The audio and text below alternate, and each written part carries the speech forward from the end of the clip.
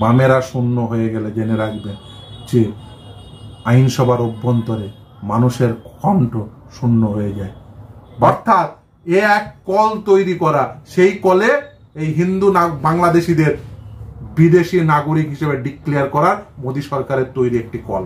এই সিএএ লাগু হলো, এখানে বিজেপি কি অনেকটাই অ্যাডভান্টেজ পেয়ে গেল, আপনার কি মনে হয়? দেখুন, আমি প্রথমেই বলি, এই যে সিএএ সিটিজেনশিপ অ্যামেন্ডমেন্ট অ্যাক্ট, এটি খুব শীঘ্রই সংবিধান বহির্ভূত একটি আইন বলে ডিক্লেয়ার হবে বলে আমি বিশ্বাস করি। কেন করি? তার কারণ হচ্ছে ভারতবর্ষের যে সংবিধান, সেই সংবিধান ধর্মনিরপেক্ষ রাষ্ট্রের কথা বলে। একটি ধর্মনিরপেক্ষ রাষ্ট্রের অর্থ হলো সেই রাষ্ট্রের আইন তৈরির ক্ষেত্রে, সেই রাষ্ট্রের নীতি নির্ধারণের ক্ষেত্রে ধর্ম কখনো নির্ণায়ক শক্তি হতে পারে না। কিন্তু আপনি যদি সিটিজেনশিপ অ্যামেন্ডমেন্ট অ্যাক্টটি দেখেন, তাহলে দেখবেন ধর্মীয় পরিচয়ের উপর ভিত্তি করে নাগরিকত্ব প্রদান করা হচ্ছে, অর্থাৎ ধর্ম ইয়ার্ডস্টিকে পরিণত হয়েছে। তাহলে যে ধর্মনিরপেক্ষতার যে কনসেপ্ট, সেই কনসেপ্ট আঘাতপ্রাপ্ত হচ্ছে, যেটা ভারতবর্ষের সংবিধানের বেসিক স্ট্রাকচার। ফলে এই আইনটি সংবিধান বহির্ভূত হিসেবে ডিক্লেয়ার হওয়ার সম্ভাবনা প্রবল। সুপ্রিম কোর্টে মামলা পেন্ডিং। এখন তার ফলে কি হবে? যখন নোটিফিকেশন করে দিল, অনলাইন ধরুন পোর্টাল খুলে দিল, তারপরে ধরুন একজন বাংলাদেশ থেকে আসা, 1980 সালে আসা একজন নাগরিক, যার ধরুন এই রাজ্যে জমি আছে, ব্যাংকে টাকা আছে, আধার কার্ড আছে, সে ধরুন অনলাইন পোর্টালে তাকে সে এন্টার করলো অ্যাজ এ নাগরিক, বাংলাদেশের নাগরিক, যে আমাকে তোমার ভারতবর্ষের নাগরিকত্ব, এবং সেই অনুযায়ী অনলাইন পোর্টালে ধরুন কাজও হলো। এবং হঠাৎ করে ধরুন সিটিজেনশিপ অ্যামেন্ডমেন্ট অ্যাক্ট সংবিধান বহির্ভূত হয়ে গেল, তাহলে সেই লোকটির অবস্থান কি হবে? সেই লোকটি বিদেশি নাগরিকে পরিণত হয়ে যাবেন। যে লোকটি এই দেশে ভোট দিয়ে মমতাকে বা নরেন্দ্র মোদীকে নির্বাচিত করেছেন, সেই লোকটি এক লহমায় বিদেশি নাগরিকে পরিণত হয়ে যাবেন এই নরেন্দ্র মোদীর তৈরি, এই বিজেপি সরকারের তৈরি এই আইনের দ্বারা।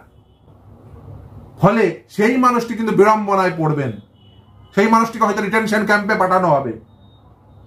আসলে এই আইনের নোটিফিকেশন ফলে সেই মানুষটি কিন্তু বিড়ম্বনায় পড়বেন, সেই মানুষটিকে হয়তো রিটেনশন ক্যাম্পে পাঠানো হবে। আসলে এই আইনের নোটিফিকেশন নিয়ে এসে এ ধরুন মতুয়া সম্প্রদায়ের মানুষ, বাংলাদেশ থেকে আসা মানুষদের আসলে আবেদন করিয়ে নিয়ে মোদী সরকার তাদের বিড়ম্বনায় ফেলতে চাইছেন। সেই মানুষগুলিকে এক লহমায় বিদেশি নাগরিক হিসেবে ডিক্লেয়ার হয়ে যাবেন। এই যেমন ধরুন ইলেকশন বন্ড, যেমন ধরুন সুপ্রিম কোর্ট রায় দিয়েছে, এরকম রায় তো এই সিএ এর ক্ষেত্রেও আসতে পারে। সিএ কে তো সুপ্রিম কোর্ট অসাংবিধানিক ডিক্লেয়ার করে দিতে পারে। তখন এই যারা অ্যাপ্লাই করবে তাদের অবস্থান কি হবে? এক লহমায় সবগুলো বিদেশি নাগরিক হয়ে যাবে, এবং তার ডাটা থাকবে সব ধরে ধরে সেই সমস্ত মতুয়াদের, সেই সমস্ত বাংলাদেশি নাগরিকদের ধরে ধরে নরেন্দ্র মোদী সরকার ডিটেনশন ক্যাম্পে নিয়ে যাবে, এবং তারা প্রত্যেকেই হবে হিন্দু, খ্রিস্টান, পার্সি, যাদের ধরুন ওই ধর্মীয় পরিচয় আছে। অর্থাৎ এ এক কল তৈরি করা, সেই কলে এই হিন্দু বাংলাদেশিদের বিদেশি নাগরিক হিসেবে ডিক্লেয়ার করার মোদী সরকারের তৈরি একটি কল। কথা হচ্ছে ভোটের আগেই এই সিএটা কেন? তার কারণ অস্থিরতা তৈরি করতে হবে।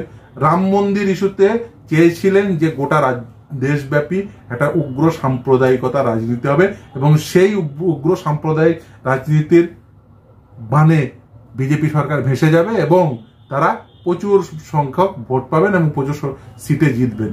কিন্তু রাম মন্দির তৈরি উদ্বোধনের পরে উগ্র সাম্প্রদায়িকতা রাজনীতি দেখা যায়নি, ফলে বিজেপি ব্যর্থ হয়েছে। সেই ব্যর্থ বিজেপি এখন আবার একটি নতুন ইস্যু এনে অস্থির পরিস্থিতি তৈরি করে উগ্র সাম্প্রদায়িকতা রাজনীতি করতে চাইছেন।